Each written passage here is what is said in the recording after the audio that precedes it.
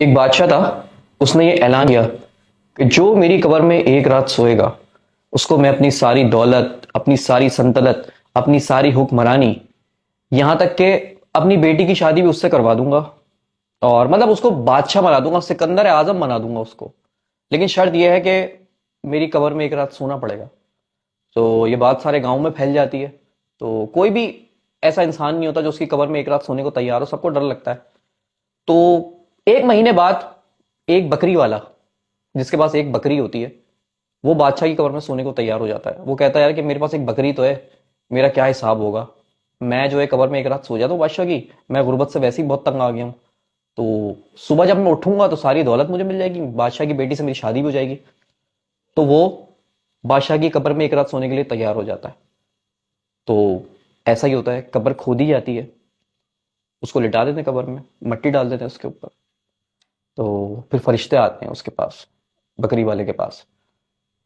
तो कहते हैं उठ भाई, अब ये बता कि तू अपनी बकरी को टाइम पे पानी पिलाता था? तो बकरी वाले ने बोला पिलाता तो था, लेकिन टाइम पे पिलाता था या नहीं ये मुझे याद नहीं है। बस जी उसका ये बोलना था और उसकी पिटाई शुरू हो जाती है तबीयत से। पिटता रहता है, पिटता रहता है, पिटता रहता है, यहां तक कि बेहोश हो जाता है। फिर होश में आता है। फरिश्ते पूछते हाँ भाई, तू अपनी बकरी को टाइम पे खाना खिलाता था?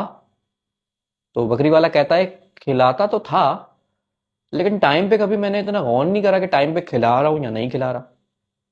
बस जी उसका ये बोलना था कि उसकी फिर पिटाई शुरू होती है। और पिटाई होती रहती है, होती रहती है, होती रहती है, यहां तक कि वो बेहोश हो जाता है। फिर होश में आता है। फरिश्ते बोलते हैं भाई एक बात बता, तू अपनी बकरी को रोज कितना चलाता था? इस बात का ख्याल करता था कि तेरी बकरी थक गई, उसको तू कोई आराम दे दे? वो कहता है आराम तो मैं देता था, लेकिन मुझे ये याद नहीं है कि मैं उसको रोज कितना चलाता था और कितनी देर बाद उसको आराम देना था, मुझे इसका ख्याल नहीं रहा।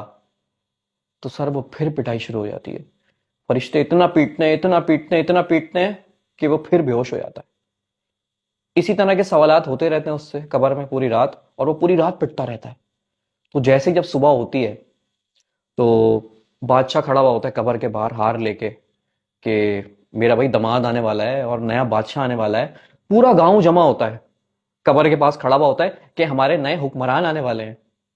तो जैसे ही कब्र खुलती है सुबह, तो वो आदमी जैसे ही कब्र से मुंह बाहर निकालता है, कब्र से पूरा बाहर आता है और दौड़ लगा देता है, दौड़ लगा देता है, यहां तक कि वो इतना दौड़ता है कि गांव से बाहर निकल जाता है।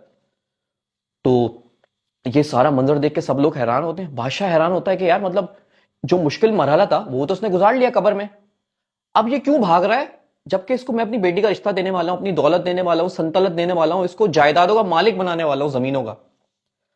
तो फिर होता यह कि वो किसी के हाथ में नहीं आता। 2 दिन के बाद वो बादशाह के हाथ लगता है। तो बादशाह उसका गेट बजाता है और उससे पूछता है कि भाई एक बात बता, तुझे मेरी दौलत नहीं चाहिए, मेरी बेटी का रिश्ता नहीं चाहिए, तुझे इतनी बड़ी बड़ी जमीनों पे हुक्मरानी नहीं चाहिए? तो वो कहता है कि ये ले बादशाह, मुझे माफ कर दे। वो कहता है कि भाई मेरे पास एक बकरी थी, मुझे उसका हिसाब देने में पूरी रात मेरी पिटाई हुई है। अबे तेरे पास तो इतनी दौलत है, इतनी संतलत है, इतनी तेरे पास जमीनें हैं, उसका हिसाब मैं कैसे दूंगा यार? तो भाई तू अपने पास रख ये सारी दौलत, मुझे नहीं चाहिए तेरी दौलत। ना मुझे तेरी बेटी से शादी करनी है, ना मुझे जायदादों का मालिक बनना है। मतलब बकरी का हिसाब मैं नहीं दे सका, तेरी जायदादों का हिसाब कैसे दूंगा? तो ये क्या है कि वो बादशाह को थप्पड़ मारता है और गेट बंद कर देता है। तो इस कहानी को सुनाने का मकसद ये है कि भाई आजकल सोशल मीडिया पे बड़ा चल रहा है गरीबों गरीबों गरीबों।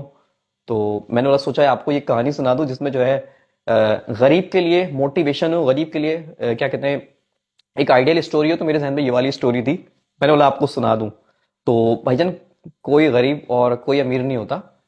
मैं तो कहता हूं कि गरीब और अमीर जो होता है ना वो अमाल की बेसिस पे होता है ना? तो ये है कि इस स्टोरी से आपने भी सबक हासिल कर लिया होगा। जब मैंने सुनी थी तो मैंने भी सबक हासिल कर लिया था। बहुत बहुत शुक्रिया, अपना ख्याल रखें और इसी तरह की अच्छी अच्छी स्टोरियां सुनने के लिए चैनल को सब्सक्राइब करें। बहुत शुक्रिया।